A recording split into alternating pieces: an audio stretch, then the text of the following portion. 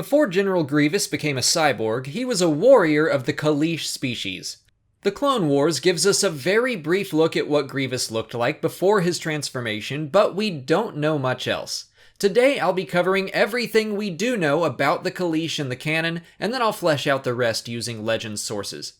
Hailing from the planet Kaleesh, the Kaleesh people were reptilian humanoids with 2 yellow eyes and facial features reminiscent of bats. They had elongated ears and flat noses, and they often hid underneath masks. A canon example of a Kaleesh mask can be seen worn by Sidon Ithano, also known as the Crimson Corsair in The Force Awakens. Although his mask was of Kaleesh design, he himself was a Delphidian. To get any more specific, we need to move on to legend sources. The Kaleesh were a spiritual people who believed that individuals who performed great deeds in life would become gods in death. As of the time of the New Republic, General Grievous was considered a god by his people.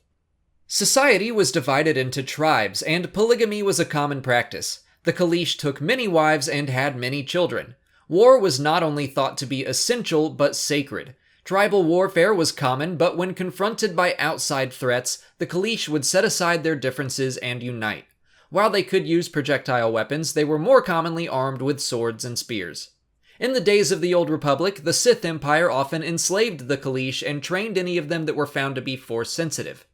At least one Jedi Kaleesh named Sin Taikan was known to rise to the rank of Master. In the years leading to the Clone Wars, the Kaleesh were attacked by a neighboring species known as the Yam-Re from the planet Huk. But because Kaleesh was not part of the Republic and Huk was, the Republic sided with the Yam-Re and harshly punished the Kaleesh for defending themselves. Kaleesh was aided by the Banking Clan in exchange for the services of a warrior known as Shi-Lal.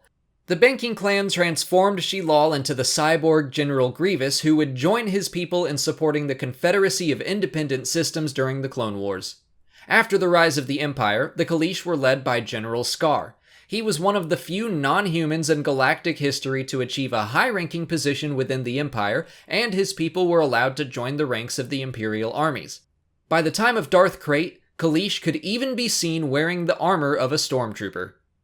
I would guess that most of the species' history as told in legends is no longer accurate, but until a new canon source says something different, I think what legend says about their biology and society is probably still true.